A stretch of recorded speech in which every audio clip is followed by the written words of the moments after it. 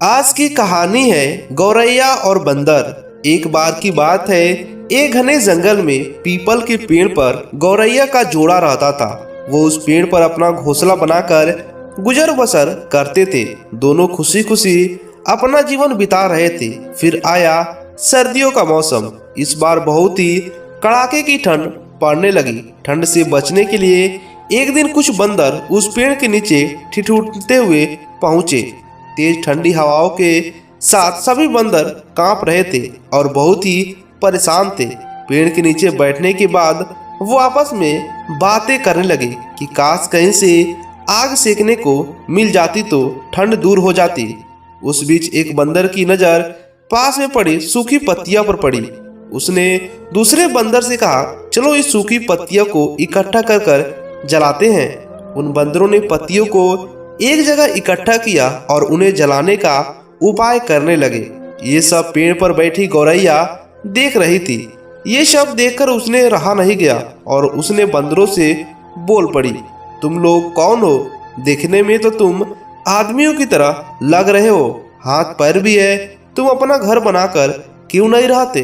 गौरैया की बात सुनकर ठंड से कांप रहे बंदर चिढ़ गए और बोले, तुम अपना काम करो, हमारे काम में पड़ने की जरूरत नहीं है। इतना कहने के बाद वो फिर आग जलाने के बारे में सोचने लगे और अलग अलग तरीके अपनाने लगे। इतने में बंदरों की नज़र एक जुगनू पर पड़ी। वो चिल्लाने लगा, देखो ऊपर हवा में चिंगारी है, इसे पकड़कर आग जलाते हैं। ये सुनते ही सारे बंदर उसे पकड़ने के लिए अलग अलग तरीके अपनाने लगे।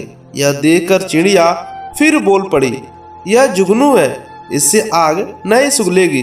तुम लोग दो पत्थरों को घिस कर आग जला सकते हो। बंदरों ने चिड़िया की बात को अनसुना कर दिया। कई कोशिश के बाद उन्होंने जुगनू को पकड़ लिया और फिर उसे आग जलाने की कोशिश करने लगे, पर वो इस काम में कामयाब ना हो सके और जुगनू फिर से उड़ गया।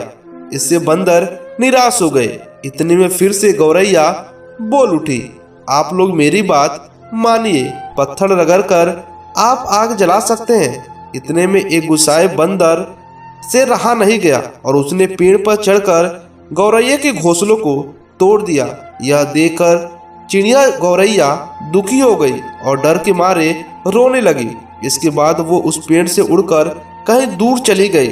दोस्तों, इस कहानी से हमें ये सीख मिलती है कि जरूरी नहीं कि हर किसी को ज्ञान और उपदेश दिया जाए। उपदेश उसी को दिया जाता है जो समझदार हो और बातों को समझे। बेवकूफ को उपदेश देने से गौरैया चिड़िया जैसा हाल हो सकता है। आपको ये कहानी कैसी लगी हमें नीचे कमेंट कर बताइएगा।